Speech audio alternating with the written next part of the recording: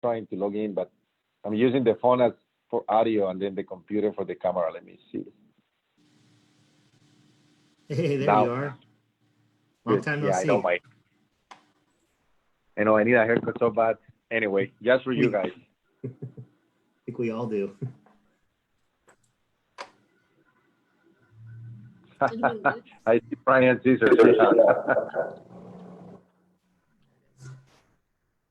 Are you at home, Juan, or are you in your office?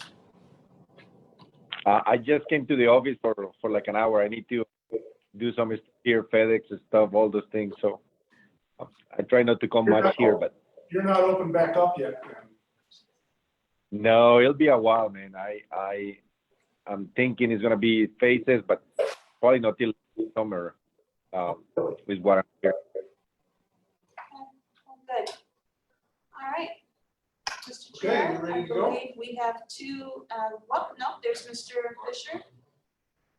We are good to go. Okay, we got everybody? All right, let's get this show on the road so people can get back to doing things that are important.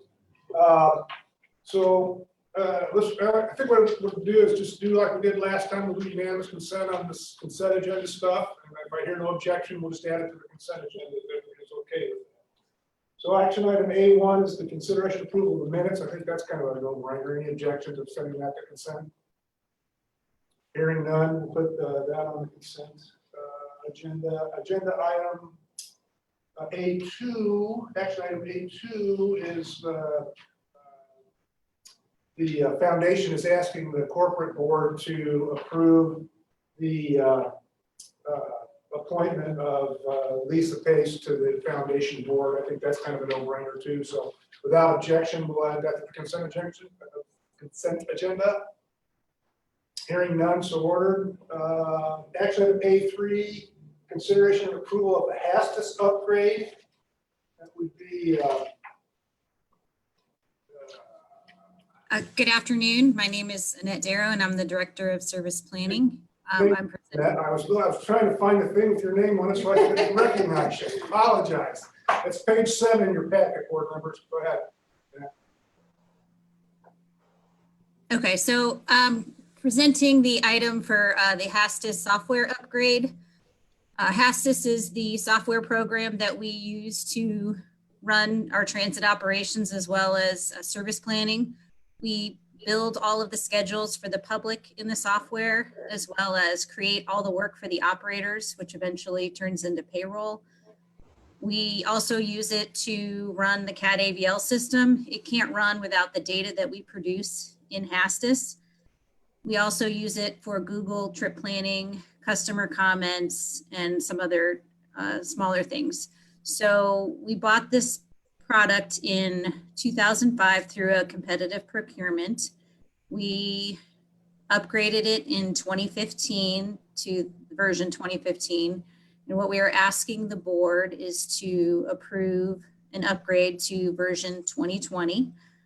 The last upgrade with the 10-year lag was a little too long. 5 years is pretty reasonable, especially all the upgrades and changes. One important thing that we're looking to do with this upgrade is to move the platform to the cloud so that we can easily access the system when we are not in the building, because it's hosted here. So it's hard to run certain applications remotely, and we've definitely experienced some of that as of recently.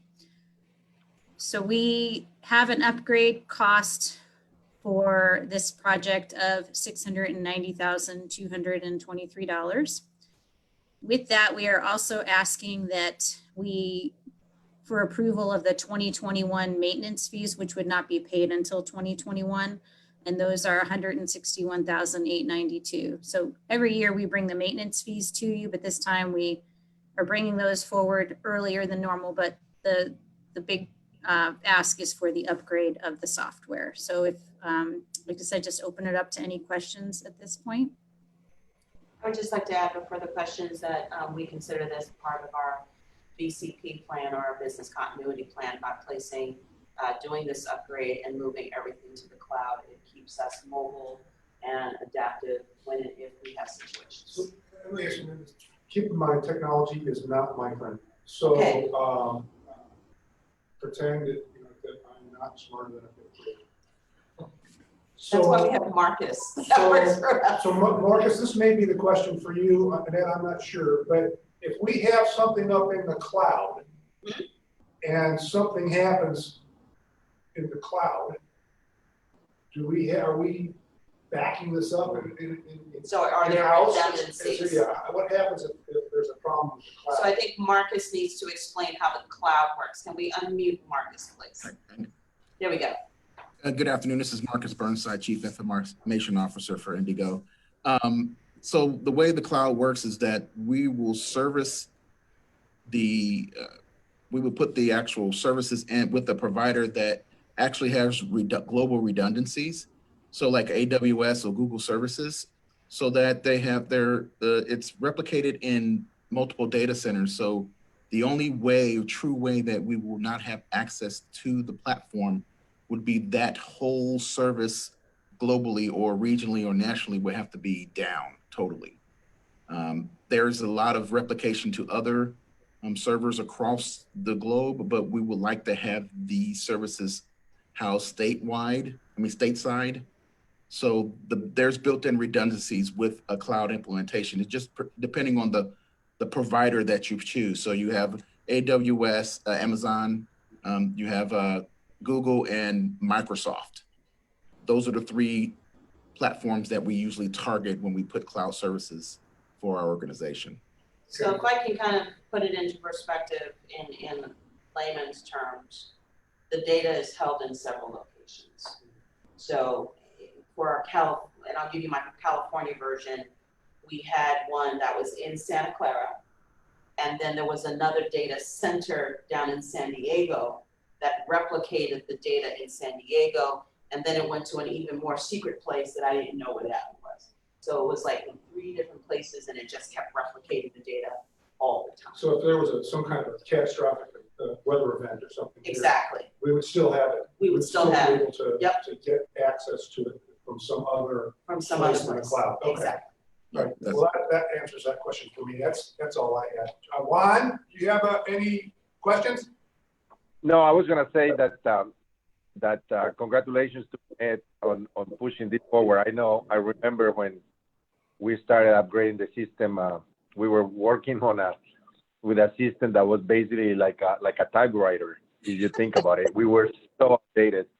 So thank you for getting us up to the 21st century, and it makes a lot of sense to get it up and running again, and especially with all this stuff that we're trying to do with the PRT, and we need to have a system that actually works. So thank you, Annette, for doing so. Mark, do you have any questions or comments?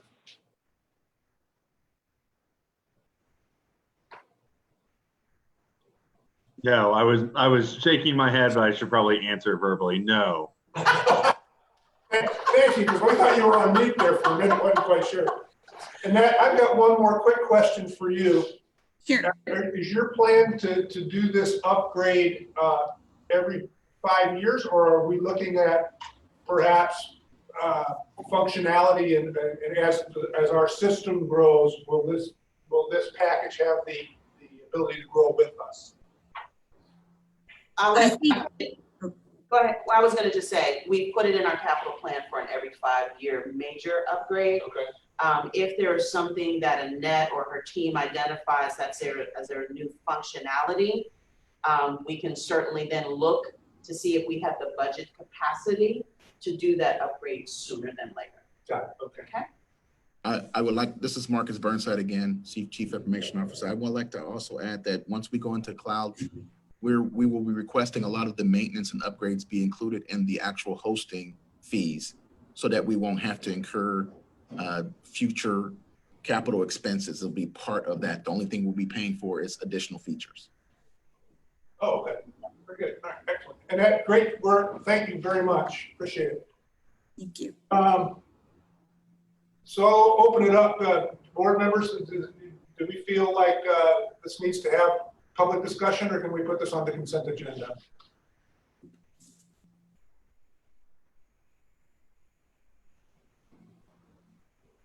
Consent agenda. Consent agenda. Okay, very good. So ordered. Follow. What one? I wasn't following the rules that Charlie sent us. So Juan Gonzalez, I say consent agenda. Mark Fisher, consent agenda. Well, what the heck? Somebody without objection, I guess. So let's add that to the consent agenda as well, action item A3. Let's move on. Action item A4 is the retroactive definition change of transit emphasis corridor. As I understand that this refers to a change in the zoning code. So I'll ask Ryan Wilhite, can you fill us in here on what's going on? Yes, thank you, and good afternoon. My name is Ryan Wilhite, and I'm a strategic planner here at Indy-Go. I've got a prepared statement that I'll read off of, and I'll be happy to answer any questions after I finish with this prepared statement. So I'm presenting to you action item A4, which recommends approval of resolution 2020-06, a retroactive statement outlining service considered transit emphasis corridors. Within the framework of Indianapolis's new zoning ordinance, transit emphasis corridors provide both guidance and opportunities to developers, property owners, and planning staff. As an example, developments within a certain distance of a transit emphasis corridor can reduce the minimum amount of on-site parking that the developer or property owner would otherwise be required to provide and maintain.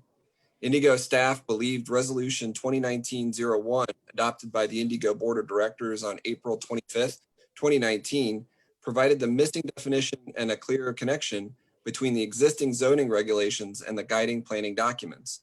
In reviewing the language of Resolution 2019-01, Indy-Go staff believes the definition needs additional clarification to reflect instances where 2 or more routes of a 30-minute or lower frequency are scheduled to provide 15-minute service along the street. Indy-Go staff believes the modified definition addresses that issue and will help developers, property owners, and planning staff more easily identify where certain zoning regulations should apply. Staff working on this project include professionals from strategic planning, service planning, and legal.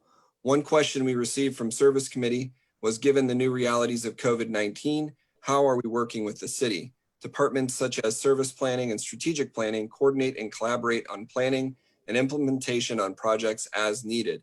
We will be presenting these TECs to the city staff soon, and we've had discussion with them in the past before COVID-19 about having a presentation to their staff. That ends my prepared statement. So what we're really asking for here is that the city now clarify this emphasis corridor in the zoning regulation. Is that what we're doing? Ryan Wilhite, Indy-Go. No, that's incorrect. We are clarifying our own definition of transit emphasis corridors, which we did not clarify in our most recent COA or comprehensive operational analysis. So this has nothing to do with the city or the zoning requirements. It does have to do with it. It's just trying to clarify that we have a definition of transit emphasis corridors, which are referenced in the zoning ordinance. That must be dense. So we're providing a definition for Indy-Go that references Which helps to clarify a how. definition in the zoning ordinance. Exactly. Okay. You got it. So does this basically restrict everything to the rapid transit corridors? I mean, the new zoning overlay? Ryan Wilhite, Indy-Go. No, that's not correct either. It just allows developers to reduce the amount of required parking within these transit emphasis corridors. There's also another benefit, I believe, that's given to them. I apologize, I don't have that offhand, but that's the one of the major things. They get to reduce the parking that is required by the development. This is Brian Llewellyn, Public Affairs with Indy-Go. I would just chime in that there's no major policy shift. It's just expanding our definition of transit emphasis corridors to include where 2 30-minute routes overlap and create frequent service along a segment of a street. So it's an expansion of an existing definition that we already had. So the corridor now is where there's 15 minute service. So if we've got a route that overlaps, Right. 30 and 30, but it creates a 15, so then that qualifies as one of these corridors. Exactly. Okay. Which then This is Brooke Thomas, Director of Strategic Planning, and the project manager for the zoning project that we're working on that's separate from this. Without this clarification, we have the potential to miss the corridors where there are 230s that overlap to create a 15-minute frequency. By clarifying, we think we're unlocking the potential for those properties along those corridors, along with the BRT routes and the frequent network where there's just, you don't need 2 30-minute routes to get 15-minute frequency. There's just 15-minute frequency there. Now, is there a restriction, like, so on the weekends or something where we might not have 15-minute frequency? So it's as long as there's 15-minute frequency at some point in the service schedule, Yeah, that's it. avail themselves of this opportunity. correct, because you're basically matching your frequency at times to the ridership that you have an expectation for. So it's not uncommon for us, and we do practice that now, to have, we change on some of our routes to, instead of 15 minutes on Saturdays and Sundays, we go to 30 minutes and such on weekends. Right, okay. That's all I had. Juan, did you have anything? Yeah, Juan Gonzalez, I have a question for Brooke, actually, on the document. It reads about almost like an incentive for developers on the parking side. You know, like there could be a reduction of how much parking they need for their property to be developed. Can you explain a little bit more what that truly means? Is it a 50% reduction? Is it a 25% reduction? Or is there a number out there that we should keep in mind, or is just a general statement? That's a great question. So the current zoning ordinance has just a few carrots for property owners and developers. The reduction in parking is really the major one. And so every parcel of land that's developed has to have some amount of parking on it, right? There's a minimum requirement across Marion County, depending on what type of development you are, with the exception of the central business district. There's no minimum requirements there, but otherwise a developer or property owner would have to comply with a minimum number of parking spaces. The current zoning ordinance recognizes that if you're close to transit or you have bike share, that might be the other one. You don't need as much on-site parking. If there's on-street parking, you might not need as much on-site parking. So that's really what is in place now. We are in the process of working with the Department of Metropolitan Development to introduce even more carrots and potentially a protective overlay district for our BRT routes. So expect more to come. Right now, this is just a clarifying, kind of shoring up the current regulations as they exist today. Brooke, this is Mark Fisher. Would you say your time at DMD, parking variances, regular occurrences, They are. Probably one of the most like frequent variance requests that you get for a development? Yes, that's correct, Mark. Right along with setbacks. And those two things kind of sometimes go hand in hand. You got to get closer to the edge of your property. You put your building closer to the edge of the property to accommodate all this parking on site, whereas this kind of starts to put more developable land back into production instead of just having to store cars. So I'm assuming that the number of parking spots you have to have is somehow related to the size and scope of your business, or is it the same?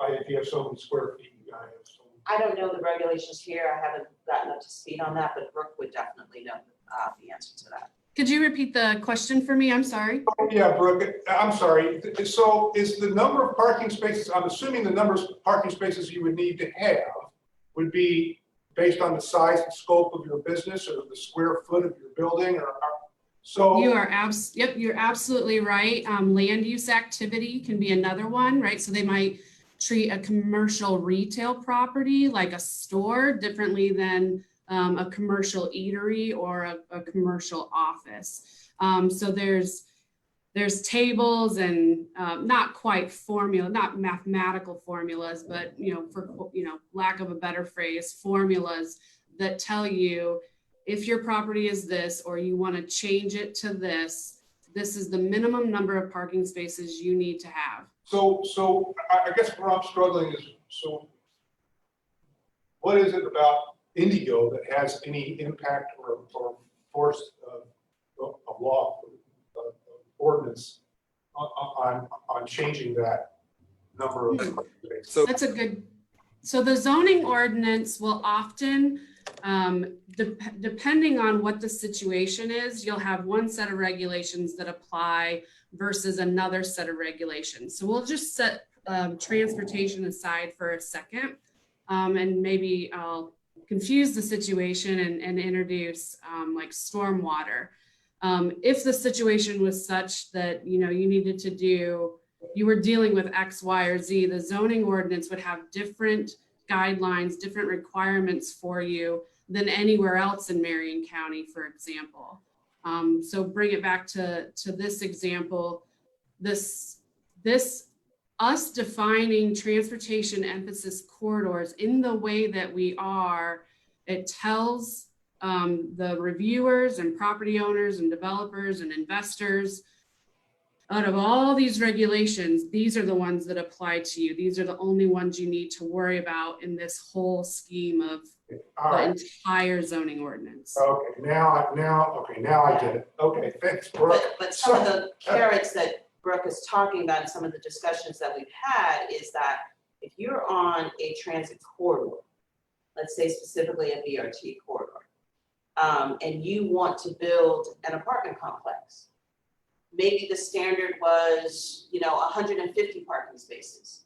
But if you're on a frequent network, maybe you only now need, we want you to reduce it down to maybe half, because there's a frequent network right going in front or within a certain perimeter. And so those are the things next that she will be working on with the MPO and the city to try and put those type of transit-oriented development land use things in place, so it does have more of a correlation towards the investment and the network that has been made. Okay. Well, since let me just ask one, Mark, any other questions or comments? No? Okay. So given that this is an actual resolution, that we should probably vote on this in the public meeting and sign off on it. Are you guys comfortable with that, Juan? Yes, that makes sense, Rick. Okay. I agree. This is Mark. I agree. All right, so let's leave this one off the consent agenda, and we'll actually have we'll have this in regular order. Okay. Hey, Brooke, I'm just thinking for the actual board meeting, if we are going to address this, it might be good to just kind of tee it up a little bit more with a little bit more context. And I think what we're ultimately, the narrative is we're trying to make it easier to develop, in Marion County. That's the story, right? So I think if we can kind of lead with that, a little bit more background. Very good. Yep, we can do that. Perfect. Great. Thanks very much. Okay, moving on. Action item A5, on-call architectural and engineering services contract extensions. Tika, are you there? Yes, I am. Great. Hi. Good afternoon. Why don't you Good afternoon. This is Latika Washington, Senior Director of Capital Assets and Facility Management. This item is to extend the contracts for on-call architectural and engineering services for their open and existing task orders. In 2017, we entered into contracts for on-call A&E services in 3 disciplines. That was high voltage and electrical, civil engineering and street design, and architectural and engineering. We have been working on a great deal of projects during this time, and those tasks have been issued based on need over the 3 years. And now we are at where those tasks have been, so a lot of those tasks are open. However, we have not been able to complete them in time. So this is to request an extension of that time, but not an extension or not an increase in cost. So we have open ones with the Etica Group, WSP, and Shrewsbury. Each of them have tasks that are totaling, open tasks now that are totaling over $400,000 in each of their areas. So this is again just to request an extension of their time, but not an extension of the cost for those projects to be completed.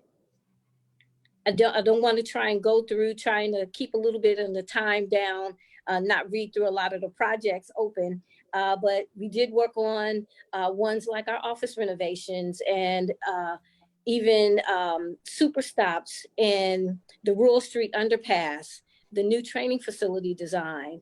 I can go on for quite a long list that I have in the document there, but again, hopefully this is just to complete those tasks. And then next month, we'll actually have, I'll be bringing to the board our new on-call A&E contract for services and maybe some new design teams as well.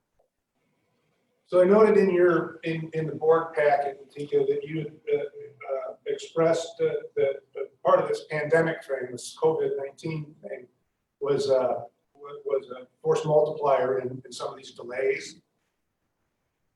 Yes, that's correct. So I just want to confirm that that is in fact the case. for some of them, yes.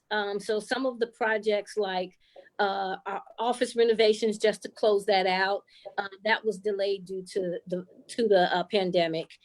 So was the even the vehicle wash and paint booth.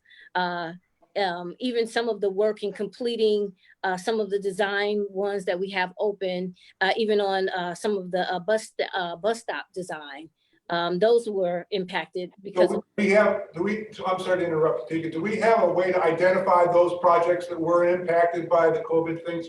So my next question to Bart. Absolutely, absolutely, and I can identify that so that Bart, is there a way we can draw on some of that federal funds to keep this thing going? Yeah, Bart Brown, Chief Financial Officer. We are keeping track of that. We believe, though, that because we can be reimbursed for all of our operations, that will far exceed the amount of money we can draw down. So, however, we are keeping track of all our COVID-19 expenditures as well. Okay. So that federal money is only operating. Well, it's not, No. we were asked by the federal government to identify reimbursable expenses under the CARES Act. The majority of our operation is operations. Right. So that is where the meat of the costs that have been put in. There's a couple of other items that are coming up soon that will be covered by the CARES Act. But this $400,000 was already a budgeted expenditure. So they're not asking for any additional money because of their inability to complete the work during the CARES Act or pandemic. They just need more time in order to complete their work. Okay, I see. All right, very good. So there's no fiscal impact. This is just time. this is just time. Okay. Well, do you want to, Mark, either of you have questions? No? Okay, so I'll No, these are great partners of Indy-Go, and so it seems like a no-brainer to me. I'm just going to ask for unanimous consent to put it on the consent agenda. Any objection? Hearing none, so ordered. All right, let's move on to action item A6. Aaron, this is the procurement of driver protection barriers. Absolutely correct. Aaron Vogel, Vice President of Operations, COO. This is to authorize the President and CEO to procure 225 driver protection barriers with Pro-Logic, in addition to the installation required for these units with the DBE firm Met Construction, for a total not to exceed $1.4 million. I'm going to attempt to put a PowerPoint up so you can see some colors instead of myself. Hopefully you guys see a PowerPoint coming up. It's coming. There it is. We got Magic's about to happen. All right. With the onset of COVID-19, the COVID pandemic, The need has been greatly heightened to protect our operators and improve social distancing. And as you recall, at the height of this, Indy-Go decided to make a decision to go to rear door boardings and suspend fare collection in order to facilitate social distancing. Immediately, we responded quickly. Our amazing maintenance team reacted quickly over a course of a couple weeks and created and installed some temporary barriers to our entire fleet. On the slide, you can see what those temporary barriers look like. And again, I emphasize temporary short-term solution. This was just a mechanism to be able to resume us going back to fare collections and to protect our operators. Now, this is a short-term solution, as mentioned. It will not withstand the wear and tear of a vehicle life of 12 years. It will not withstand the impact of an individual that's messing with the barrier or door.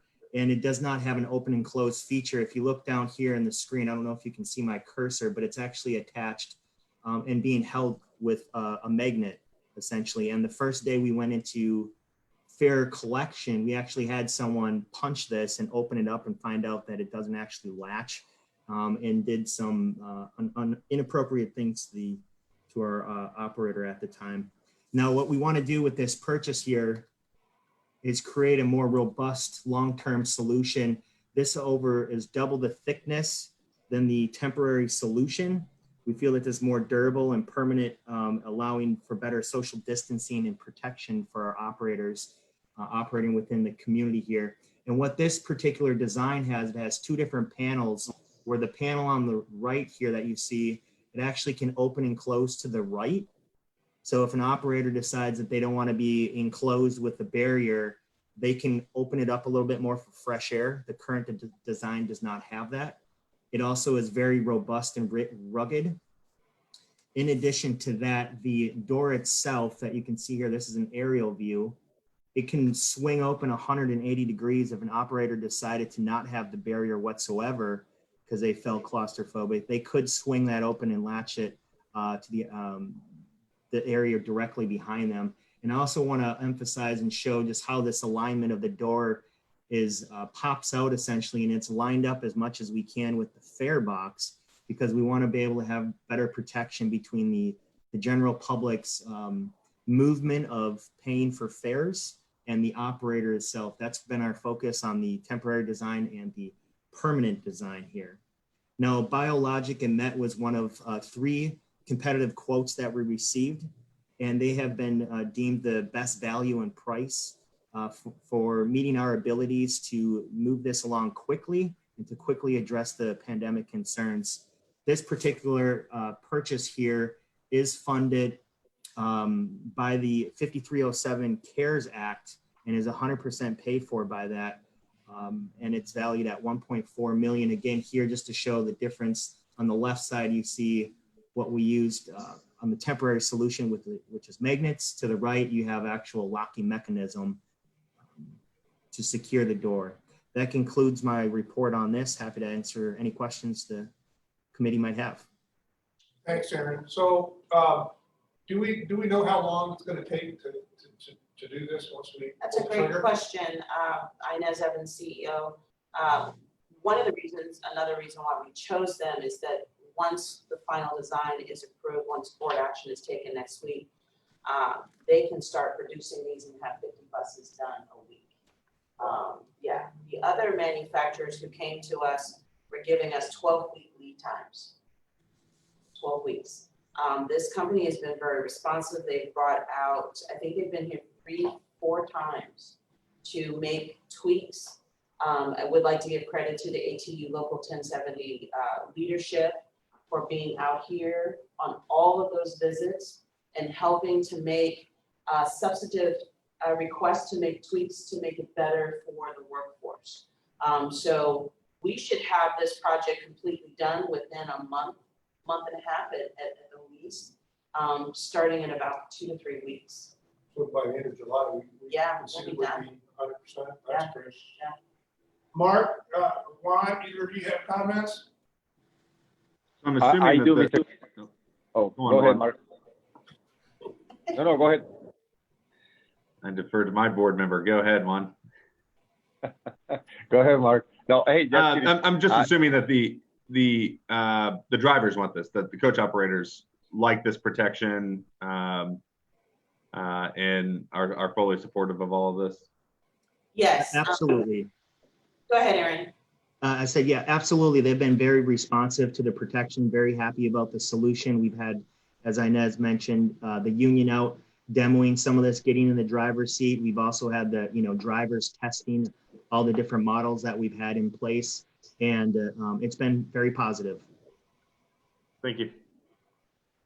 I do have a quick question, Aaron. I think you mentioned that it's up to the driver to utilize the door or not use it, like to open it or close it. Why don't we make that mandatory for safety reasons? We are doing that currently because they have no other option. There has been some best practices to try to offer that in the industry, just because there is some folks that really truly do feel claustrophobic. There could also be the chance, now I don't think we have a challenge with this here, but if we have a certain sized individual that might not fit well in that, they might not feel super comfortable, and they might also want to. So we don't want to constrict them if we don't have to. All right, thank you. And I think that's where Inez Evans again was instrumental to have the union leadership here, sitting in the seat. Rachel Hill, who is the secretary of the 18 Local 2 1070, sat in the chair as a former operator, extended her arms out and said, that's a little too tight. We need to see if we can make it go this way. Then we came up with the, pivoting it 180 degrees, making the slide window, making the fixed window just a little bit longer so it keeps the operator covered more. So there has been a lot of input and a lot of adjust that, and this company has been just a great partner to work with. Well, gentlemen, I think this is a good news story. I really think this has some public value. So I would offer that I think we should conduct this particular action item under regular order. Is there any objection? No, I agree with you. It is important to inform the public, not only because of what we're doing for the drivers, but for people to know that they're going to encounter that now, Okay, And it was agreed at the service committee as well. I think, yeah, let's leave this one on regular order. Thank you, Aaron. Appreciate your hard work on this. Action item A7 is procurement of 40-foot hybrid buses. I've been waiting to hear about this all week. Oh, I'm excited to present this. This is all on you, buddy. All righty. Well, this is Aaron Vogel again, Vice President of Operations and COO. Very excited to present this item to the committee. This is to authorize the President and CEO to procure 27 40-foot hybrid low-floor Gillig buses in the amount not to exceed $22.5 million for the buses and the associated equipment that comes with it to make it revenue ready.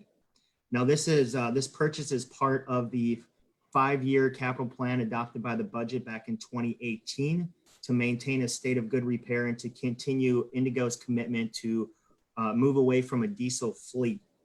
Currently, the electric battery range technology in the industry is still progressing. The current maximum range is 150 for a 40-foot electric bus. To put that in perspective with the other vehicles that we have, a diesel is 370 miles and a hybrid yields 480 miles for a bus out on the street. Well, can you give those numbers one more time, Aaron? Yeah, absolutely. Electric 40-foot is 150, diesel is 370, and hybrid is 480. And those are real numbers because we have diesel vehicles and hybrids in our fleet currently today. And in an effort to be more cost-effective and environmentally friendly, we feel it's prudent to move forward with the hybrid buses for the local 40-foot bus services until electric battery technology progresses a little bit further. Now, I do want to mention that this does not change Indy-Go's commitment to keeping a zero-emission bus rapid transit fleet. The contract and the pricing for this competitively procured a request for proposal was done in 2016 for compressed natural gas, diesel, and hybrid vehicles with the Commonwealth of Virginia state, meant to be used for other agencies, not just Virginia, to allow us to piggyback off their procurement efforts. You'll see in your packet and board memo that GILIG is not only the best value for the organization, but it's also the low bid. And this is on, I believe, page 18 in your packet. Now the base price is $623,000. And now adding on the additional equipment needed to make it revenue ready, such as the radio system, the CAT AVL system, security system, driver barriers, it actually adds up to an $811,000 cost per a bus.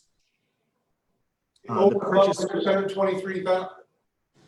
Say that again? 23. So you take the 623 minus 811, and that's the difference. But That's the add-ons. that's the add-ons, bring it up to 811,000. Oh, over and above the 623. Yes, So you Yes. add 620, you're adding, what is it?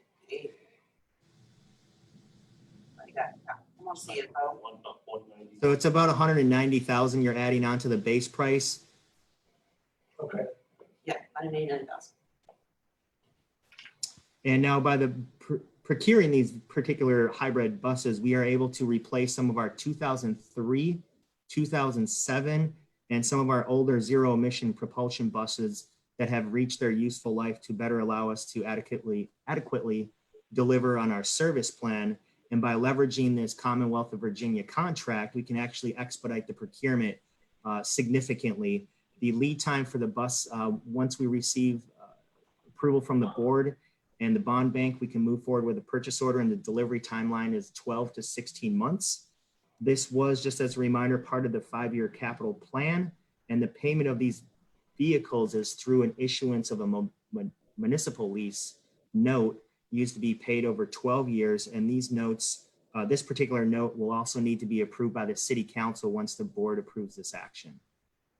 That concludes my report. Happy to answer any questions. Mr. Chairman, 2 questions. So Juan Gonzalez, board member. Aaron, question 1, this doesn't, this is for the regular fleet, right? The BRT remains electric as initially thought. Absolutely, we're still committed to that. And then second, the municipal leases that you're referring to, what's the difference between that and a regular purchase kind of note? Because we're saying that we're buying them, but we're using a lease kind of tool to get them. So just for clarification. I can take a stab at that one. This is Aaron. So the original intent in the 5-year plan, due to funding, was to allow for a lease to spread out the payment terms over 12 years versus coming up with $22.5 million on the delivery of the vehicles. Because essentially, if we didn't do the lease, we would be paying $22.5 million once the vehicles show up next year. Yeah, Mr. Chairman, Bart Brown, CFO. And just to clarify, typically when you hear lease out there in the public, you think it's a lease and you give the vehicle back. Under state statute, a municipal lease is really defined as bonds or notes, to where we're borrowing the money to purchase the vehicle. So at the end of the 12 years, for $1 per vehicle, we'll be able to buy those vehicles and keep those. We will not be giving those back. So it's a lease to own, essentially. It's basically lease. I mean, it's common parlance. Right. It's a term of art that we use in government finance. Instead of a bond, we say municipal lease. Got it. Okay. Does that answer your Thank question? you. Yeah. I just wanted to make sure we understood that. It's just a different tool, but at the end of the day, the buses are owned by Indy-Go, and we're adding it to the fleet. So anyway, thank you. Thank you, Juan. Mark, do you have any comments or concerns? Okay, so given the cost and this lease thing, I'm inclined to leave this in regular order, just so that we have an opportunity to inform the public of what we're doing with their tax dollars. So unless there's objection, we'll keep this in regular order. Hearing none, Agree. we'll assign it to regular order then. Thank you. Thank you. Okay, so action item A8, the lovely and talented Jennifer Pierce, Vice President of Infrastructure Strategy and Innovation, will present on the Indy-Go DPW Citizens energy agreement for the Purple Line. Not one of my favorite topics, but Jennifer, it's all yours. Thank you. Yes, Jennifer Pierce, Vice President of Infrastructure Strategy and Innovation. Thanks so much, Rick. We're preparing to submit an application to FTA for funding for the Purple Line. And one of the key components of that application are our third-party agreements. So we have ordinances with Lawrence and Indy. Both of those have been finally approved, not finally, but formally approved as of last night. So that's great news. The last of those critical agreements is the one between Indy-Go, DPW, and CEG related to stormwater. And we have come to an agreement with DPW, CEG, and ourselves. Would like to bring it to you all for your consideration before it gets executed. There are three components to the agreement. There is identifying the stormwater flow criteria, so the very technical pieces of how the three of us will design the system. And then two that are new to the Purple Line that were not included as part of our Red Line agreement. Those are number one, provisions for how the Purple Line contractor will complete a combined stormwater separation project. And that is a section along 38th Street from Fall Creek to Adams Street, where because we will be opening up the street, there is a great opportunity for citizens and DPW to make improvements to the stormwater and drainage in that area. That's currently in a combined sewer overflow area. And so by partnering with us, we're able to separate the sewers in that stretch. Because that work is not needed for the Purple Line to operate, and because it will therefore not be part of our project budget, it's considered by FTA betterment. So we needed to outline in this agreement how the costs for the betterment would be categorized, tracked, and who would be paying for them. The costs in the agreement are laid out as for the design, Indy-Go would be paying for the design to be incorporated among all of the other components of the design.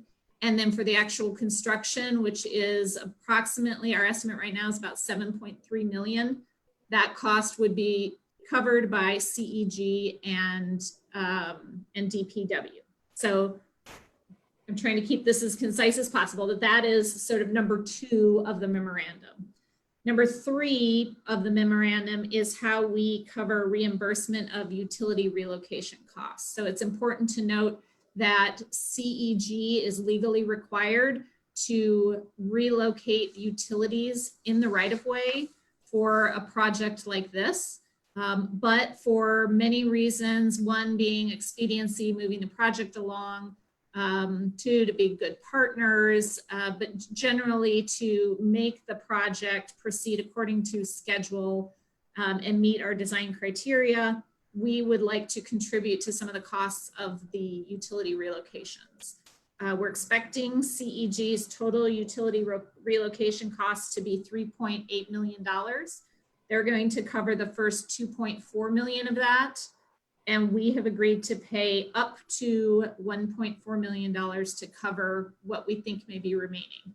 Now I say what we think may be remaining because right now that estimate includes a lot of contingency. There's a lot of unknowns. We're at a stage in our design that's only 60% complete. So as we proceed through the end of this year, refine our construction or refine our design, we'll have opportunities to reduce those conflicts, those utility conflicts, and to trim up those costs. And by the time we go to bid early 2021, we should have a really strong indication of what those costs will be. So our intent is to minimize those, but we are prepared in the memorandum of agreement to cover them if necessary. So three kind of key points that I've brought up to the board in my discussion area of this item. One, I mentioned the betterment being separating the combined sewers. There are going to be very stringent project controls with that because it is considered a betterment. FTA will require us to very closely track and monitor the costs associated with that piece of the work. and then also to have additional oversight to ensure Buy America compliance.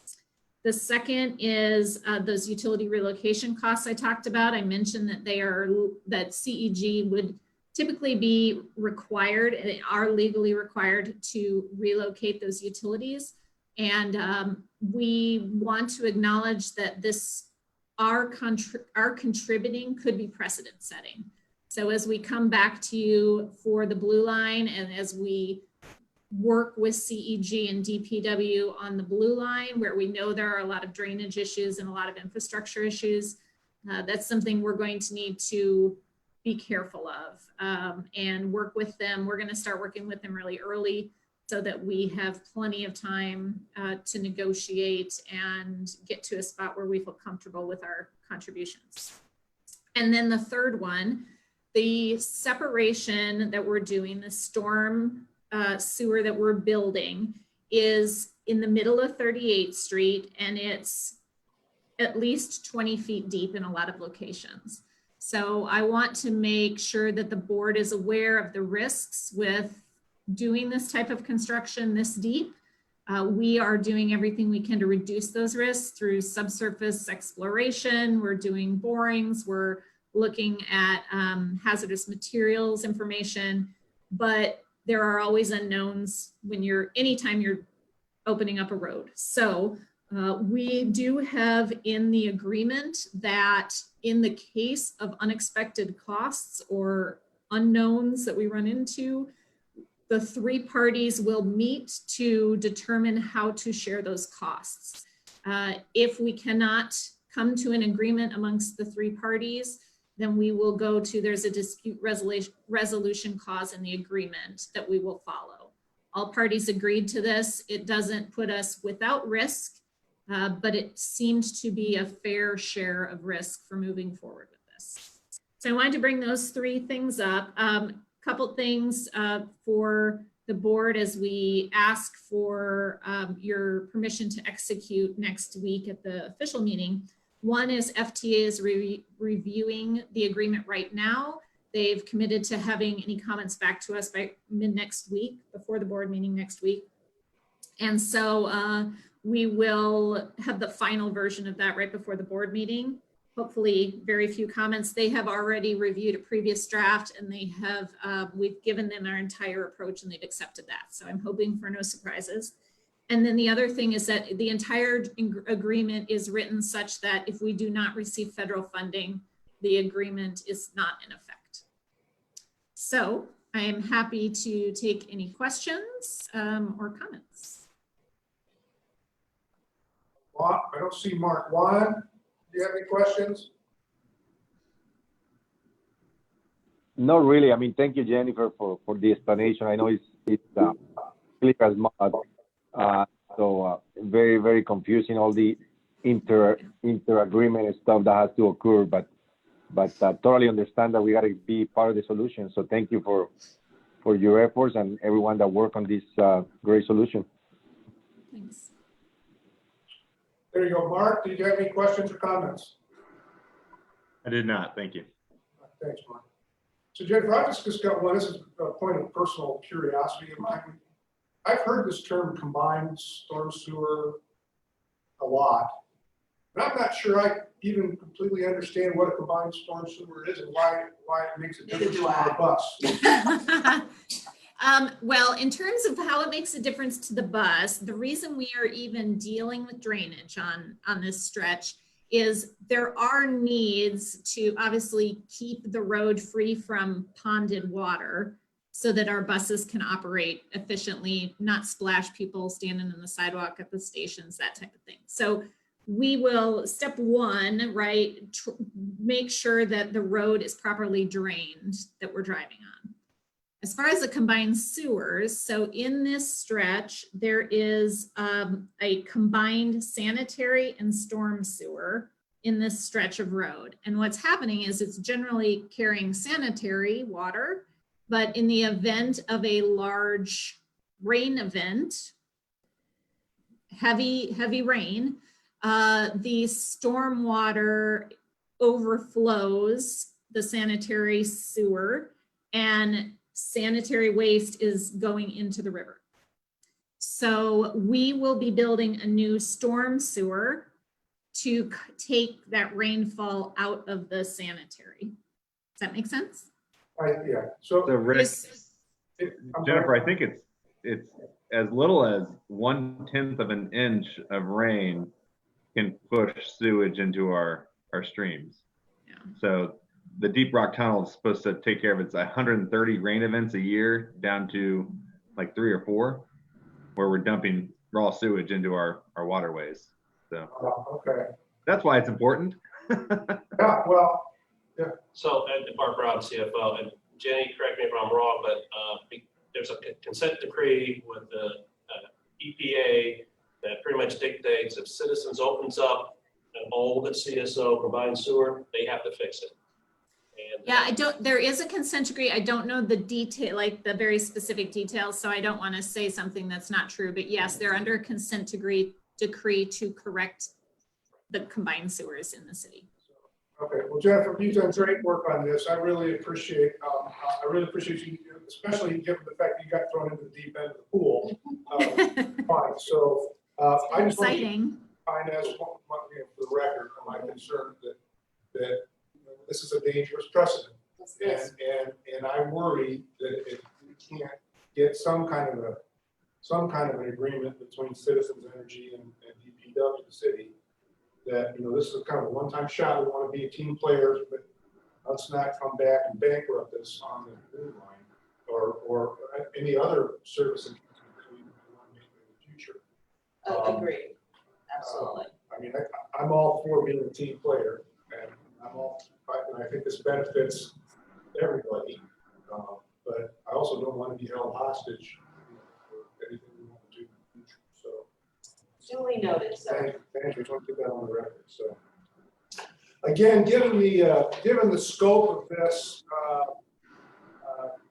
board members, I think we probably ought to conduct this item of business under regular order as well. Is there any objection? Hearing none, we'll keep this on regular order. Got it. And so we're looking at action item A9. Jennifer has this one as well. You've got this one too, Jennifer. Resolution supporting the Purple Line BRT project and grant application for Federal Transit Administration Small Stars funding. Take it away. Okay, yes, Jennifer Pierce again, Vice President of Infrastructure Strategy and Innovation. This action item is to ask for your support for a resolution supporting our grant application to FTA for the Purple Line. You all approved and imputed a resolution back when we sent in our very first application to FTA. The resolution basically just shows to FTA that you all are behind us 100% and are looking forward to the project proceeding. So you have in your packet the wording of the resolution, just very simply outlining what the project is, and it is hereby resolved that we, as the board, support it. I'm happy to answer any questions. Otherwise, we'll look forward to bringing this to the board for your action. Questions, comments, board members? No, I mean, Mr. Chairman, I'm in agreement on the resolution and look forward to the board supporting it.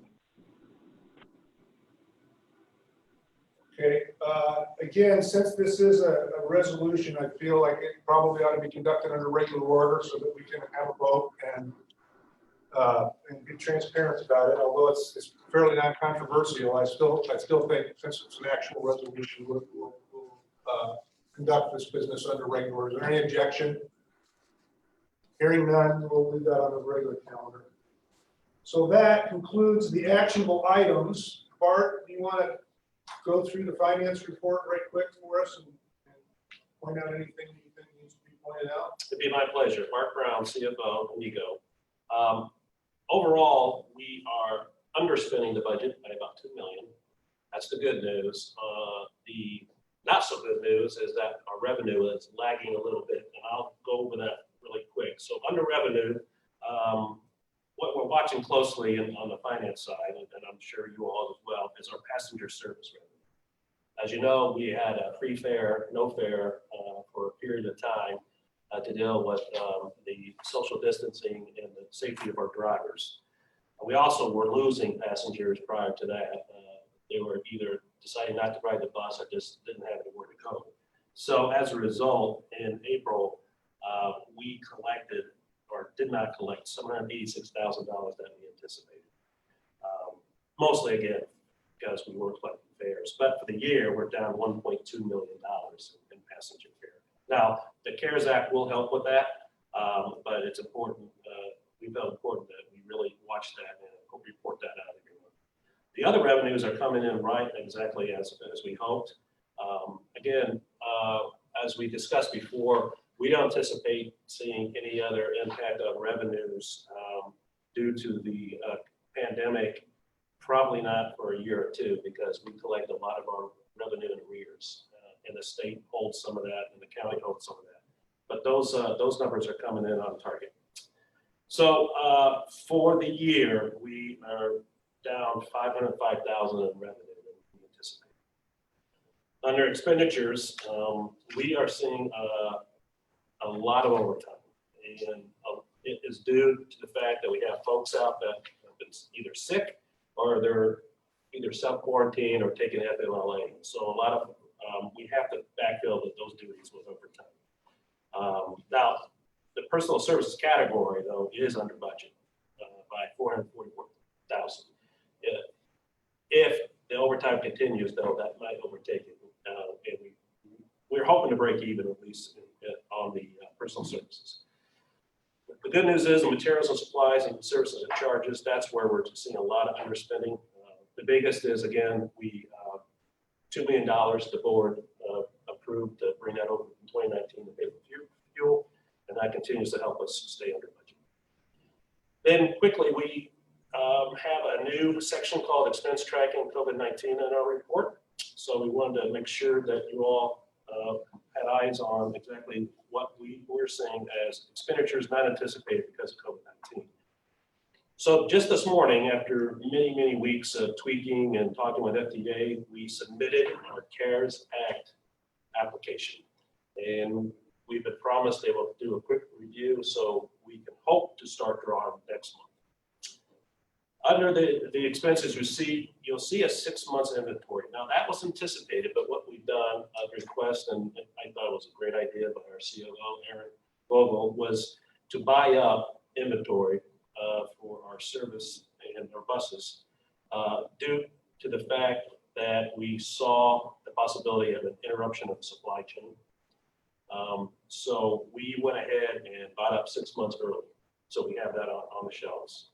So are we anticipating buying another 6 months, or are we just? Well, I think it will make, and as Evan's president and CEO, I think we'll make that decision based on what the healthcare experts will say about, they're saying there's a potential for another wave in the fall. We will monitor that very, very well. But this procurement of those parts has helped to keep us going. I see. Entire California is shut down, and our buses come from California.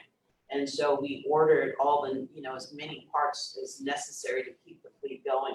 It's a very strategic move, one that I fully support.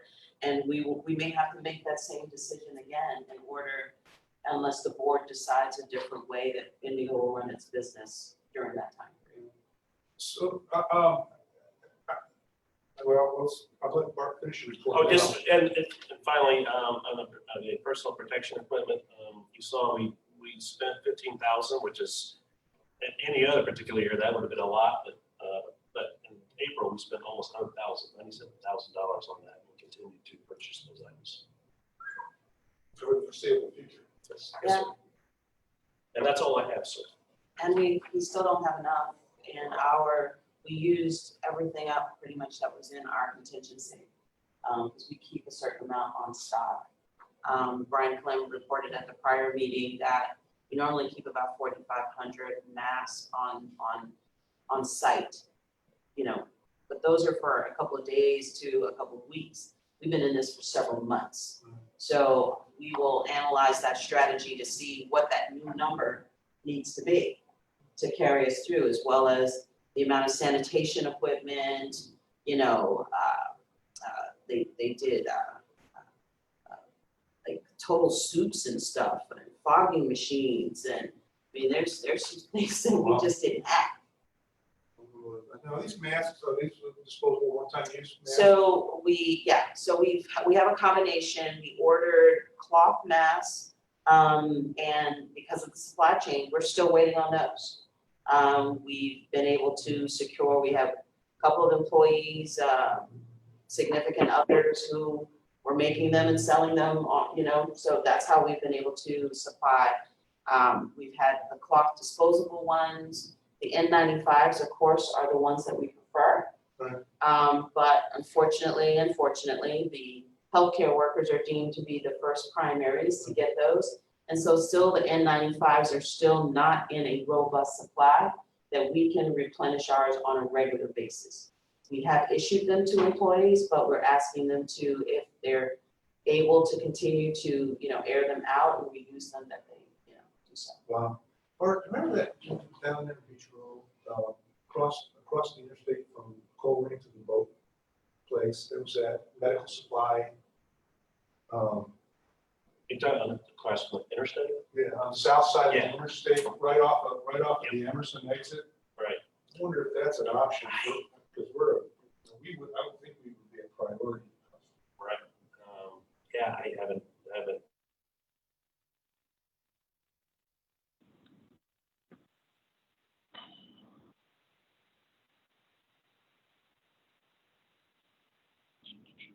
We lost the sound. Mr. Chairman, are you there? Brooke, can you hear me? I can hear you, Juan, yes. Yeah, so I guess we lost them. Yeah. Let me We stick my lost head our in there real mothership. quick. I'll stick my head in and see if they can, Charlie can do magic. Oh, I think they're coming back. They're coming back. Brian, Hey there. don't go away. Oh, I forget this is on Facebook. Oops, sorry. Yes, this is on pay-per-view. Mr. Chairman, you guys are on mute. We cannot hear you. Oh, sorry. There we are. Yay. Can you hear me now? Yeah. Hey, Yeah. I do have a question. Where did we drop off? Because Mark and I were talking, I didn't even know we weren't on. When you guys were discussing the business in Anderson. Oh, good. They didn't lose too much. Okay, all right.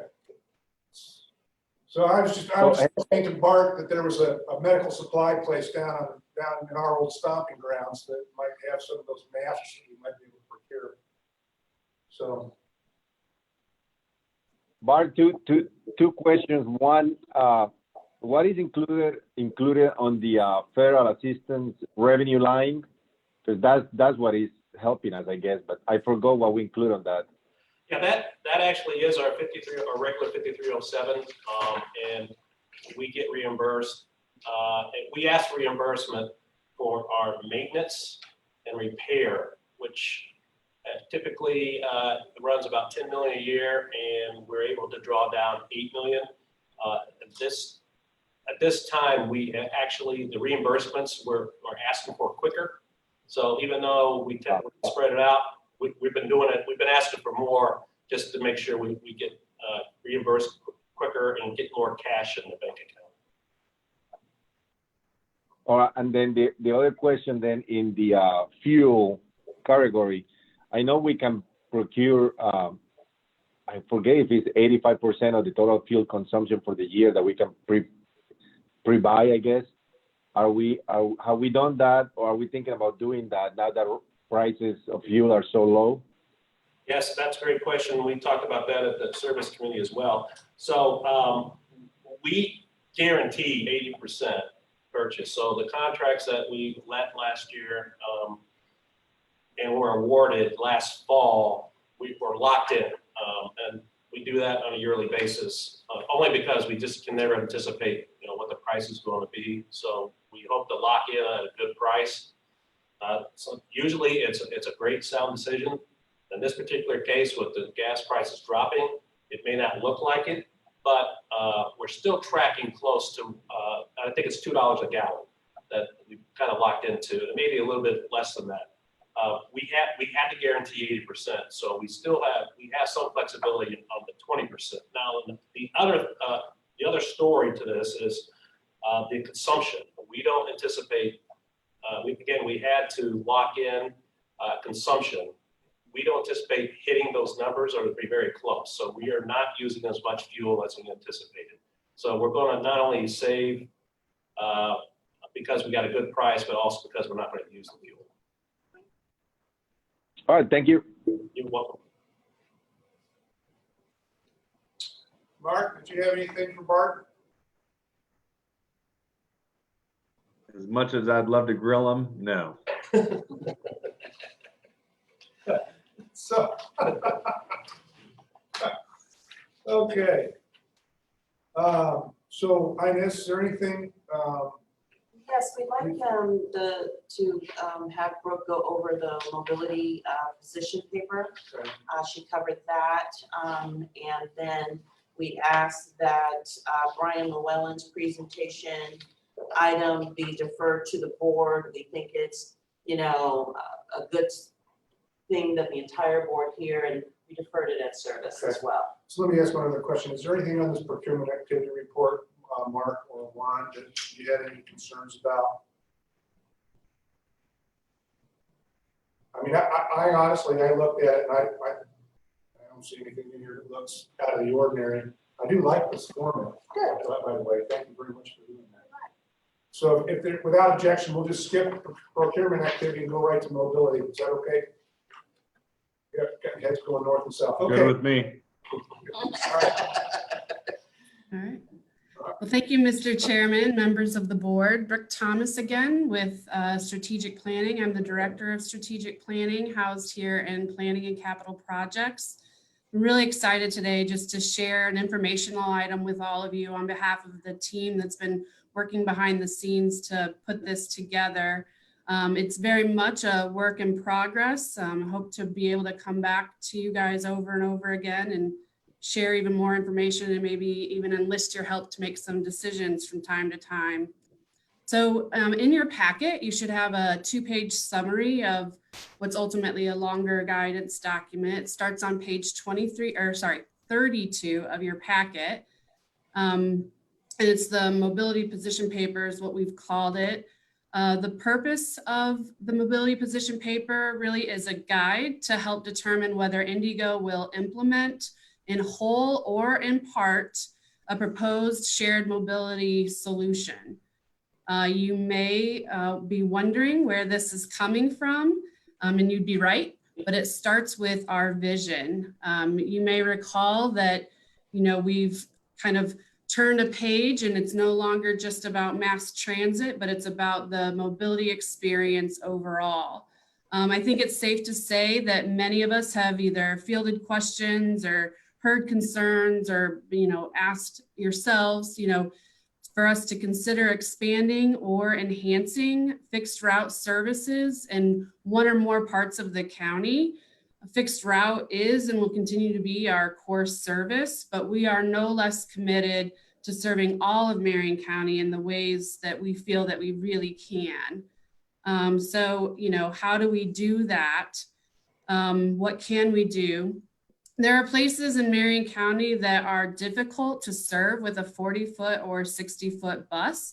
This is largely due to just how large our service area is, but it's compounded by, you know, some of the land use and road network configurations, the relatively low population and employment density that we have in like kind of the outer reaches of the county. Sometimes it's a combination of all of those things, so we've started to position ourselves to kind of seize upon whatever opportunities that we can, whatever makes sense for us to start to better match each trip with a right-sized mobility solution. What are those solutions? What we've done first is to purposefully organize ourselves. I think that we were maybe a little ad hoc before, but we've purposely organized ourselves internally across several departments And then using this guide that we're developing together, we've come up with kind of a systematic way to go about this work in particular.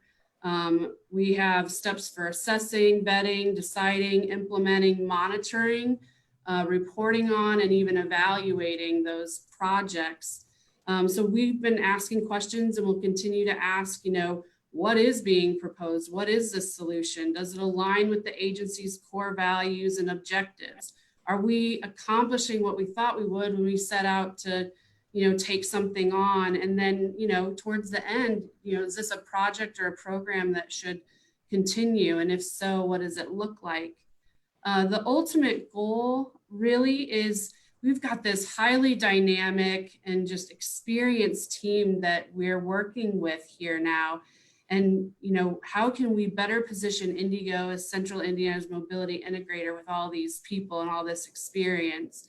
I've said it before, but it's worth repeating, positioning Indy-Go as Central Indiana's mobility integrator, not just a mobility provider, right? But a mobility integrator. We think that we can be more effective and get even more efficient at deploying agency resources. And those resources can be in the form of financial assistance, technical assistance, project and program development, management, and then, even grant administration. So we want to find more ways to maximize every single dollar that we spend or that passes through us to one of our subrecipients, and just get the most that we can for those dollars and really kind of level up, if you will. The desired outcomes, we're really just looking to reduce the many transportation barriers that exist here in Marion County and that kind of persist in Marion County. We want to use whatever investments that we make in mobility solutions to learn. We're going to learn, we're going to iterate, and we're going to evolve together. We think we can improve the customer experience, and that's both getting people from point A to point B, but then also learning from the MLK pilot that's going on right now. What does it mean to just take groceries or pharmacies directly to our customers? What does that look like? We think we can find operational efficiencies through this work, and that we can really grow and foster our community partnerships, both from Indy-Go kind of proper, if you will, and then the Indy-Go Foundation as well. That's the end of my, formal presentation. There weren't any questions posed during service committee, but I think I attribute that largely to we ran right up to the end of our time with them this morning more than anything. So I'll turn it over. I have a question, Brooke, and a comment. So thank you, first of all, for putting this presentation together. I'm looking at the apple and the coffee and the pastry that you had there. Now I'm hungry, man. Hey, in all seriousness, how much is the paratransit conversation being kind of taken into account here as we talk about an integrator? Are we also using their knowledge and their service as part of this? I'm guessing the answer is yes, but wanted to hear from you. Yeah, consider us all sponges at this point.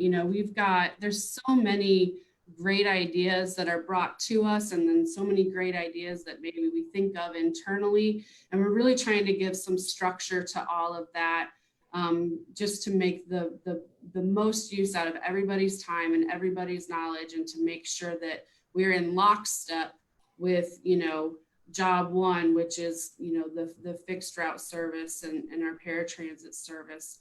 So I think the possibilities are endless, Juan. We have peer agencies across the country. We were partnered with the Shared Use Mobility Center. They continue to be a valuable resource, but I think we're only starting to see kind of the beginning of what this could look like. Brooke, thanks. Mark, did you have a comment? I just want to say thank you. This is the exact direction we need to be taking as a transit agency, and thinking about beyond just fixed route and better integration to meet the community's needs. So I want to say thanks. You're welcome. I want to associate myself with Mark's remarks. I was ready to It's almost the exact same thing. I really appreciate the work that you and your team have done on this, Brooke. I think this is exciting. I like this, you know, dovetailing into the grant that we did with Martin Luther King. You know, I mean, I think these are the kinds of things that really are a force multiplier for Indy-Go. And I think that the kinds of things that we should be doing as a public transportation entity. So thanks, Brooke, very much. We have, and as I'm president and CEO, we have a lot of grant dollars that flow through Indy-Go's hands. And when we started talking about this, you know, what do they need to bring back to the table? You know, we give them money for a bus, and they kind of take care of their little bubble over here. But as a mobility integrator, how can you integrate more into the system to help supply for more?